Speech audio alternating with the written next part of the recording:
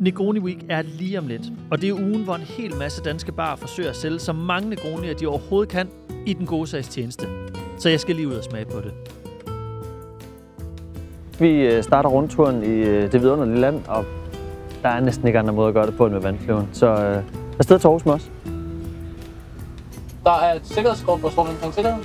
Så er der 4 sko, man skal bruge for det. Spørgsmål? Altid sko på. Det er det, alle flyselskaber kunne lære så meget af dem. Tak for det. Farvel. Sorry, jeg ved godt, det er svært ikke at lyde som en reklame for den her vandflyver, men det er så vidunderligt at få lov at overhale Molslinjen heroppe i luften. Og hurra, vi er simpelthen i Aarhus.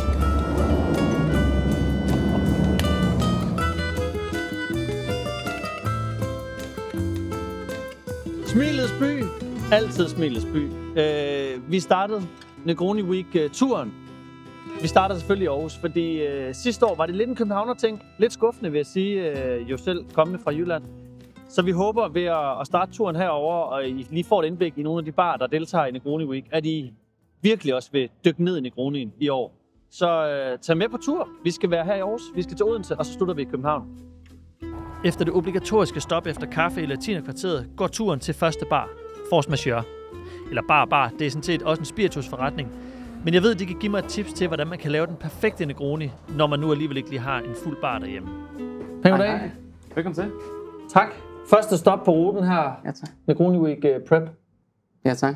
Lidt hårdt, 12, synes jeg, på en onsdag. Jeg har line op til dig. Der er åben i bar. Så, Altså, jeg har jo haft et par år, hvor jeg boede i Aarhus, og nu er det sådan lang tid siden, jeg er blevet gammel. Det slår mig ikke som en kæmpe Negroni-by.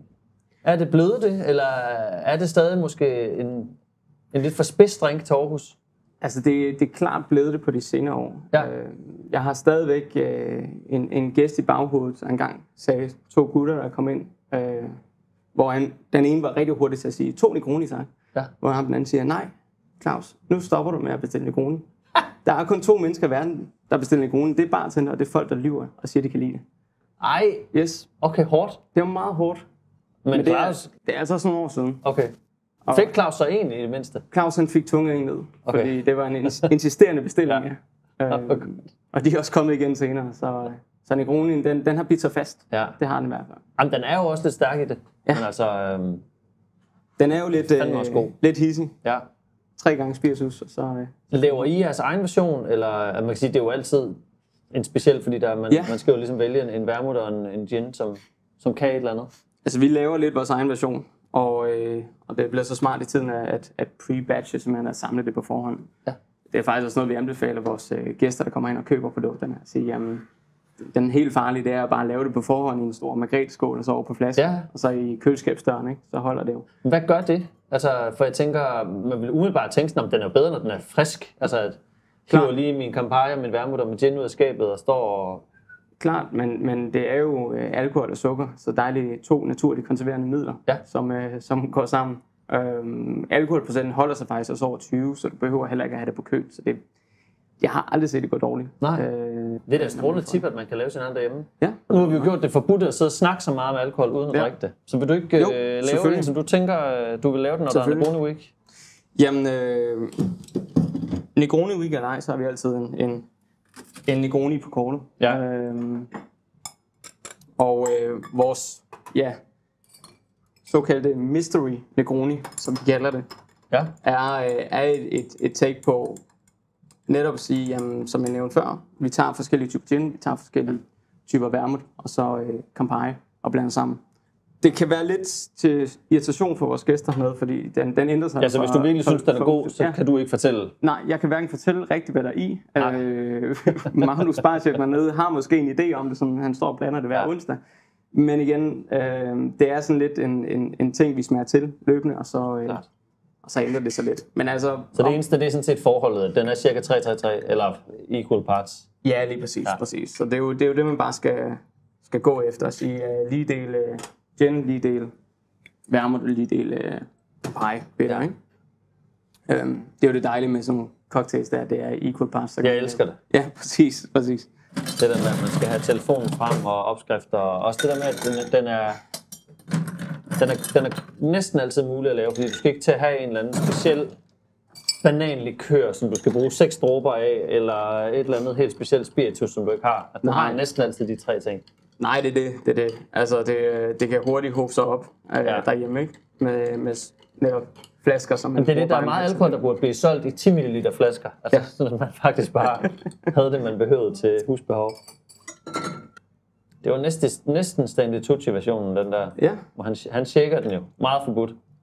Ja, det er lidt blasfemisk. Ja. Men han shaker sin Negroni. Jamen, han må næsten alt. Han er også fra Italien. Fair nok. Det er flot.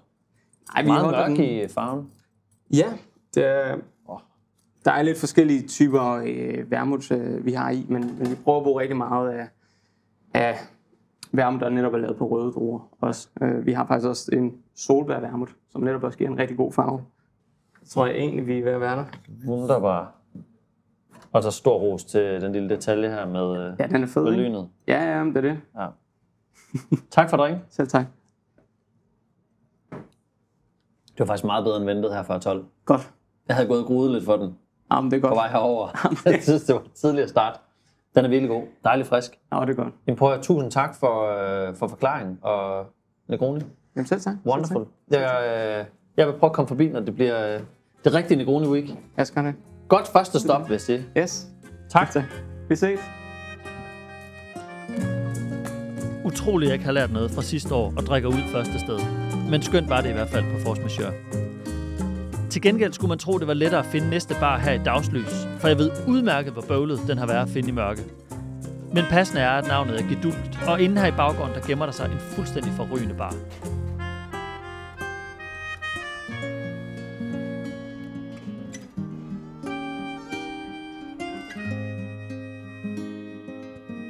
Shit, en tung dør, I har.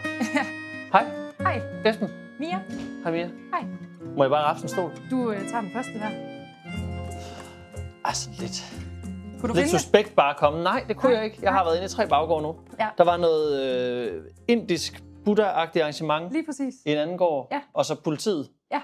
i en tredje. Jeg tror, de synes, det er meget hyggeligt, at der kommer lidt gæster en gang Der imellem. er fuld plade af muligheder for livet. Fuldstændig. Fuldstændig. her på Så er det bingo her, når man kommer ind i en bar. Helt vildt. Det er virkelig, altså tit når folk har sådan, vi har en hemmelig bar, så er den jo ikke hemmelig. Men jeres er virkelig bare skraldeskur. Altså, jeg tror efterhånden, de fleste, der har været herinde, de synes faktisk, det er alt for nemt at finde. Men, Det er klart. Ja. Det er jo det der med skattekort. Hvis man har fundet skatten, så er det sådan lidt... Præcis. Men vi satte et skilt op, hvor der står ingen adgang for udvedkommende, fordi vi synes, det var blevet lidt for nemt. Så standser de lidt. Ja. Så var folk faktisk bare sådan, så er det jo ikke her. Nej, lige præcis. Der er alt for mange, der... Det er en hårfin balance. Og jeg har nogle gange, når jeg er på vagt her, så der er ret mange, der sådan går ind og kigger. Så går de ud igen, så er det sådan, skal I ind på Gedulgt? Ja. Så derinde. Eller sådan, der er mange, man sådan lige når for reddet. Det forstår jeg godt. Ja. Jamen, og så er det jo kæmpestort herinde. Ja. Det er jo altså sådan et hemmeligt diskotek i Jylland. Ja. Uden at det er det. Ja. Men ovenpå, nedenunder, her. Ja. Giga. 3 etager. Ja. Og jeg har været her før, og det er stadig en overraskelse for mig. Så jeres drinks er gode, kan jeg sige. Det må de være. Altså, jeg boede i Aarhus for mange år siden, og der fandtes det her sted desværre ikke. Hvem er ligesom gæsterne? Fordi jeg tænker, Aarhus er jo meget sådan ung studieby, så der er også lidt billig fad eller smadret-agtig energi. Ja. Og det er måske ikke så billig fad eller smadret-agtig. Altså, så er det bare dyrt i hvert fald. Lige præcis. Altså, jeg vil sige, at vores målgruppe spænder ret bredt. Ja. Jeg vil sige, det er lige fra de, der bliver 18 år, har set os på Instagram og set nogle af vores drinks, eller hørt nogle veninder eller venner, der har været herinde, og tænker, der skal vi hen. Så er det i hvert fald der, hvor de studerende måske mere starter deres aften og deres fest, kommer herned, og så tager de videre. Ja. Lige præcis. Men jeg har også haft gæster, der er 70-80-årige, der kommer ind kl. 23, hvor jeg sådan, burde de ikke være hjemme i seng? Altså sådan, hvad skal jeg? Altså, hvor man står sådan lidt, what? Altså, det er jo sjovt. Hvis du er helt ung, og hvis du er helt gammel, tænker man, nu skal hjemme i seng. Ja. Klart. Jamen, vil du ikke lave en Negroni, som du tænker kunne give mening? Jeg tænker, der er frit slag. Jamen, ved du hvad? Jeg synes, du skal prøve vores Orange Chocolate Negroni. Så det er stadigvæk en relativt simpel opskrift. Ja, det er jo meget tilforladeligt. Altså, ja. Alle kan blande den. Lige præcis. Så det er en klassisk Negroni med gin, Campari og sød vermouth. Mm. Vi tilsætter en lille smule creme de cacao. Nu den her creme de cacao har sådan ret dejlige vaniljenoter også. Ja. Så den er sådan lidt mere til den sødere side. Så kommer der selvfølgelig Campari i. Men tror du, det kunne have ligget i Aarhus for 15 år siden til et sted her? Nej, det tror jeg ikke. Så der er også sket noget med måden, man går ud og... Helt klart. Altså jeg tror, alt det her med, at gastronomien er ændret sig, at man er blevet meget mere nysgerrig, det der med Masterchef, og der er mange ting, der er blevet tilgængelige, hvor man kan gøre sådan, at det er ret cool. Ja. Og også at kunne imponere lidt derhjemme, tror jeg, at har rykket folk ret meget. Så 100% at det gastronomiske begynder at rykke sig, men vi er jo altid en lille smule bagud i forhold til København, og sådan der, hvor der sker ret meget.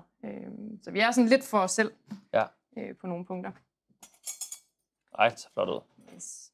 Der kommer lidt appelsinskal på, meget klassisk. Så fordi vi har chokoladen i, og for at det ikke bliver for sødt, så har vi 70% mørk chokolade, der lige bliver revet over, for lige at give lidt mere bittert, for at det ikke bliver for sødt. Jamen altså. Så var den der. Vidunderligt. Tak. Selv tak. Hold kæft, det smager godt. Mm. Ej, hvor lækkert. Ja. Haps. Meget simpelt, meget... Ja. Hvor meget putter du i af den her? 1 centiliter. Okay, så bare lige så stadigvæk en dash. standard i forhold til 3 centiliter af de andre til. Ja. Og så lige 1 centiliter. Ja. Ej. Ja, det er virkelig lækkert. Det er der ingen, der skal blive sur over. Nej, lige præcis. Men vi er stadig, jeg vil sige, vi er stadigvæk et stadie, når vi har gæster og sådan noget herinde, at når folk de siger, så vil jeg gerne prøve den der orange chocolate Negroni. På grund af navnet, så lyder det som noget, der er ret sødt. Det lyder bare som dessert. Præcis, hvor vi sådan, du ved, du kender godt en Negroni. Nej, hvad er det for noget? Det er sådan en meget bitter drink, meget stærk. Altså sådan, så vi har stadigvæk snakken, fordi det er nok den drink, vi misforstår hinanden mest på. Så lige sådan for at imødekomme sådan, du kender det godt. Nej, det gør jeg ikke, men jeg kunne godt tænke mig at prøve. Okay, så er det måske, altså det er heller ikke sådan, vi siger, at folk de ikke må prøve den. Men vi prøver bare lige at forventningsafstemme lidt. Klart. Ja. Jamen, den er der også i den spidsere ende. Ja. Jeg synes jo bare omvendt, når man først ligesom har vendet sig til at drikke Campari-baserede drinks, så det er næsten svært, og det er jo forfærdeligt, når jeg nu ligesom laver noget for det, men det bliver virkelig sådan selvopfyldende profeti, fordi så vender man sig bare til, at der er sådan den der bitterhed. Ja, nemlig. Man forventer virkelig, at den er der, og så kan man bare blive så lidt mere i, hvad for en grad den er der. Og, Prøv, tusind tak for selv tak. Drink. Det var en fornøjelse. Vi kommer igen, når der er Negroni Week. Det lyder godt. Endelig. Dejligt. Hej. Hej. Og så er vi på Fyn. Så lidt burde det faktisk altid være. Odense. Vi er ankommet. Og det står i grundloven, at man lige skal kigge ind ad vinduerne hos Andersens hus, når man er her. Men næsten lige så vigtigt er, at man tager ind og besøger barn Visit.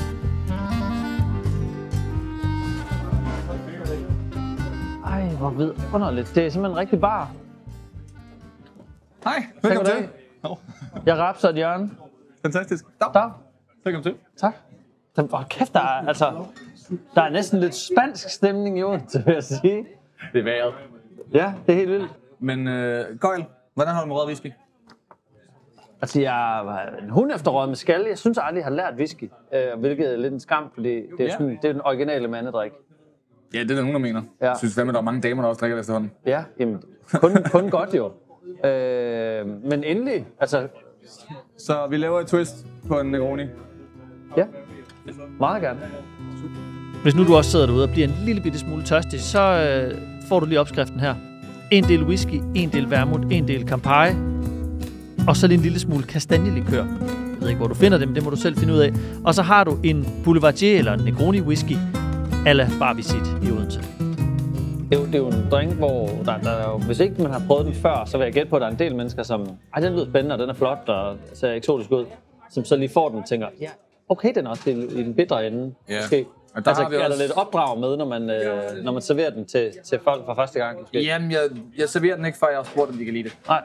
Altså, vi snakker meget hurtigt ind på, hvad kan I godt lide at drikke? Ja. Så nu kan jeg se, at det er en sød lille pige. Altså, hvis det eller en sød lille dreng. Som, hvis jeg nu for eksempel ved, at den dejlige Margaret Mikkel her, han normalt ikke drikker sådan nogle stærke cocktails. Og han så bestiller den, så er sådan, er du sikker? Jeg ved, du ikke kan lide det. Ja. Og så kan han i stedet for bare få lov til at donere penge. Så kan det være, det bare for den gode sag. Ja, vi kan få lov til at donere penge. Eller så laver vi jo også nogle varianter. Ja. Sidste år havde vi en med kaffespiritus. Ja. Og noget lysere og varmere, som blev sådan lidt kaffeagtigt. Ja. Og smagte virkelig behageligt rundt. Og den kan måske så fungere bedre, fordi der ikke er lige så meget bitterhed og harskhed og sådan det her gin og bitter. Ja, det kan godt være. Det kan godt blive meget. Skarp. Hvordan fungerer det, når I ligesom skal lave ny menu? Altså sætter I op ved et rundt bord og beslutter, eller er det ligesom vågner om natten og skriver ned? Og Der er vi ikke særlig... tager du med på arbejde? Der er vi ikke særlig gode, Nej. hvis jeg skal være helt ærlig. Men vi prøver. Altså, vi laver cocktails løbende. Ja. Også med konkurrencer, når man får idéer og får stillet ting og sager, hvor man finder ud af, hvad fungerer, hvad kan laves sjovt. Ja. Vi siger, nu skal vi til at skifte menu. Og så blandt andet spørger mine kollegaer om nogle idéer. Og nogle ting, folk har lyst til at lege med, så køber vi ingredienser til det, og så prøver vi det.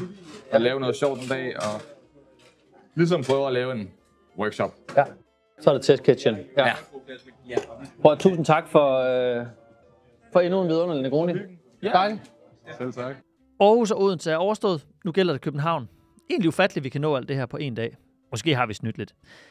Men nu skal vi besøge 2 legendariske barer her i København, nemlig Deco og Tata. Velkommen til. Tak for det. Må man bare rapse en stol? Du sidder lige, hvor du har lyst til. Ja, tak. Det er Negroni Week. Det er rigtigt, ja. Og jeg har længe været meget stor hund efter Negronien. Ja. Og jeg har næsten lyst til at sige, desværre smagte jeres. Den er sindssygt stærk, men også sindssygt god. Men jeg ved, I laver lidt om. Altså, hvad for nogen har I? Ja, vi har jo... jeg elsker jo, du siger Negroni, både fordi, at vi jo snart har Negroni Week, men også fordi det er jo blevet sådan lidt en signatur for os herinde. Vi har jo eksisteret 4 år, men vi er faktisk blevet ret kendt for, at vi havde sådan en Negroni Flight, så man ligesom kom ind, og så fik man 3 forskellige udgaver af Negroni, og det havde vi rigtig stor succes med. Altså 3 hele Negronier? Fik folk? Ja, vi kørte sådan lidt mini, så det var lidt mindre glas end fuld størrelse, men det var egentlig mere for ligesom at vise, at Negronien kan være rigtig meget, og er afhængig af, hvordan man ligesom bygger sine andre ingredienser op omkring kampagnen, så kan man få nogle forskellige resultater. Så det havde vi rigtig stor succes med. Under corona havde vi jo vores flaskecocktails, hvor vi havde vores Nuke Negroni, som nu er gået hen og blevet vores Deco Negroni. Så den har vi stadigvæk, og det er jo sådan lidt det tætteste, vi har på en signaturcocktail, uden det er noget, vi sådan rigtigt. Men vi har stadig folk, der kommer og spørger efter. Nå, lækkert. Hvad er jeres signatur Negroni? Jamen det vi egentlig har gjort, vi har bygget den op lidt klassisk, så der er jo gin, der er vermouth og selvfølgelig Campari. Så har vi valgt at tage sådan lidt mere sådan kulinarisk tilgang til det, så vi har faktisk brugt en mikrobølgeovn.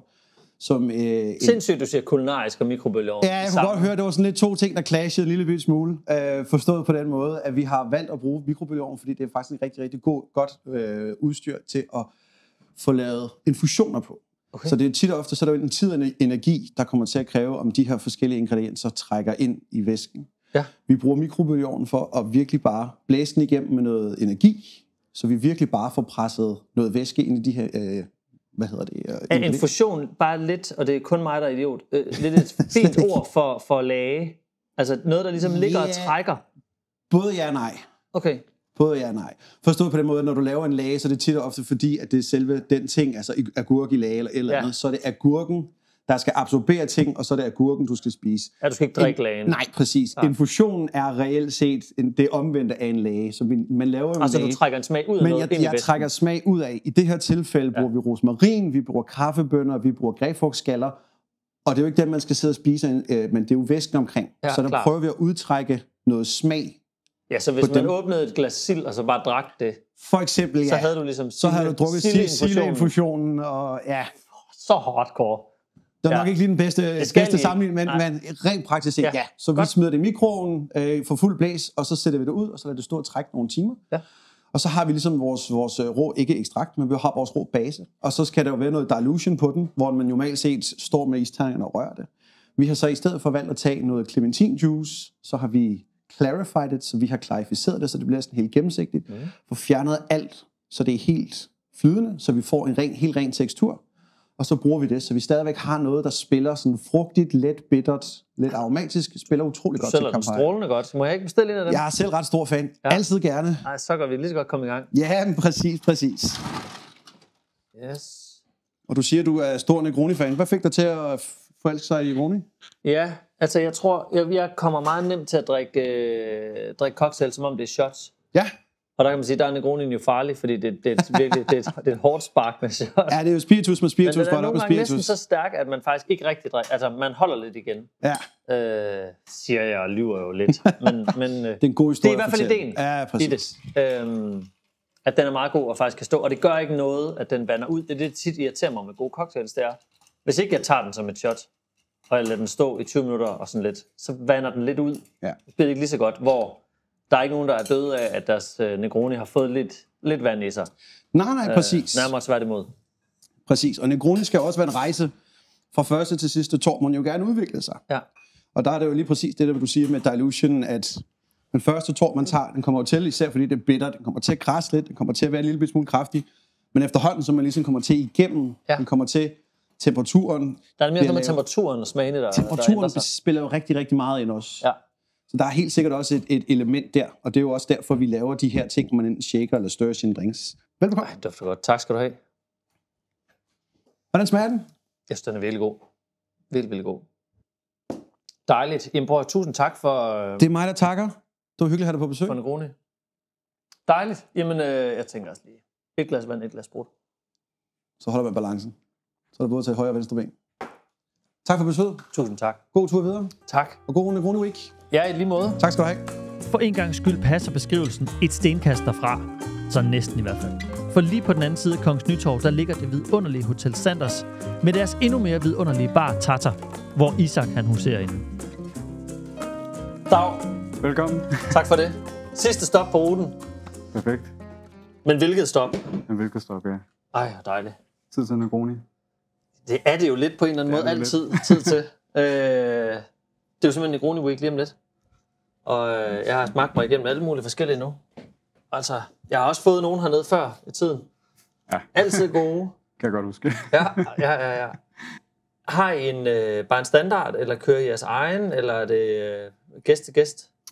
Det er gæst til gæst, tænker jeg. Der skal være mulighed for noget, der skiller sig lidt ud, lidt anderledes. Der skal også være mulighed for at nyde en helt klassisk Negroni. Skide godt.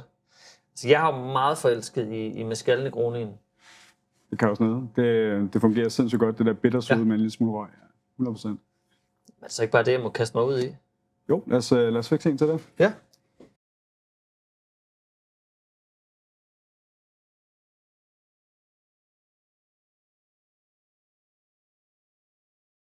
Så får du sådan en her. Værsgo, men... Er det sådan en drink, der er irriterende, hvis folk bestiller den? Eller er den faktisk rimelig okay, for jeg tænker, den er sådan nogenlunde nem at lave?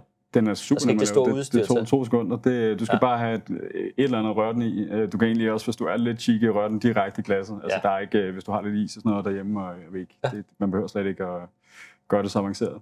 Okay, så det er også nemt, man kan holde sig på god fod med bartenderen, hvis man bestiller den her, hvis der er travlt i baren? Og sagtens, ja. Og hvis man til resten af København, vores gæster på hotellet.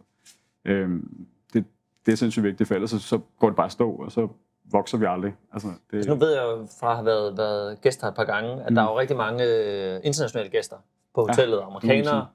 Jeg glemmer aldrig en gang, hvor Mike Stipe fra R.E.M. og Helena Christensen sad over i det hjørne. Og jeg har været over til Rasmus Sebak musicalen på Det Kongelige Teater. Det var... mit hoved kunne næsten ikke rumme det. Og jeg skulle over og se andet akt. Perfekt. Men gik herover og fik sprudt. Jamen, tusind tak for drinken. Har du et glas vand også? Ja tak. Og skål. Og hurra, og tak for et utal af Negronier. Og tak til alle barne, og tak fordi I så med. Vi ses ude på de danske barer til Negroni Week.